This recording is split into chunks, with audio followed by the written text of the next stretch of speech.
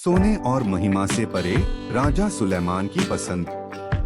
सुलेमान के बाइबल वृत्तांत का एक प्रमुख विषय उसकी उल्लेखनीय बुद्धिमत्ता है, जो सर्वविदित है।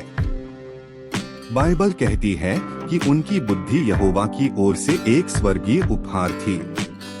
दो महिलाओं की कहानी जो एक शिशु के लिए विवाद लेकर सुलेमान के पास आई थीं, सुलेमान की बुद्धिमत्ता का सबसे प्रसिद्ध उदाहरण है।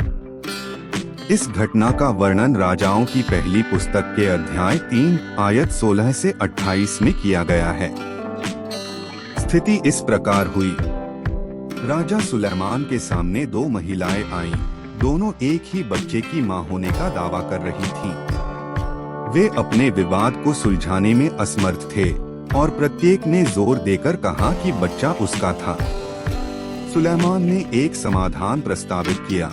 उसने आदेश दिया कि बच्चे को आधा काट दिया जाए, प्रत्येक महिला को बच्चे का आधा हिस्सा दिया जाए। महिलाओं में से एक तुरंत इस समाधान पर सहमत हो गई, जबकि दूसरी ने सुलेमान से बच्चे को नुकसान न पहुंचाने की अपील की और अपना दावा छोड़ने की पेशकश की। सुलेमान ने तुरंत पहचान लिया कि सच्ची मां वही है जो बच्चे की जान बचाने के लिए अपना दावा त्यागने को तैयार थी। उन्होंने असली मां के प्यार और निस्वार्थता को पहचानने में अपनी बुद्धिमत्ता का प्रदर्शन करते हुए आदेश दिया कि बच्चा उन्हें दे दिया जाए।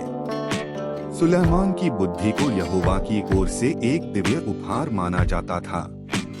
राजाओं की पहली पुस्तक के अध्याय 3 आयत 9 से 14 में जब सुलेमान राजा बना तो यहोवा ने उसे एक सपने में दर्शन दिए और उसे वह सब कुछ देने की पेशकश की जो वह चाहता था। सुलेमान ने धन या लंबी उम्र मांगने के बजाय इस्राएल के लोगों पर न्यायपूर्ण और बुद्धिमानी से शासन करने के लिए बुद्धि मांगी। उनके अनुरोध से प्रसन्न होकर यहोवा ने न केवल उन्हें बुद्धि दी, बल्कि उन्हें धन और सम्मान देने का भी वादा किया। परमेश्वर की प्रतिक्रिया ने सुलेमान की असाधारण बुद्धि और समझ पर प्रकाश डाला। सुलेमान की बुद्धि न केवल इज़राइल में बल्कि पूरे प्राचीन विश्व में प्रसिद्ध हो गई।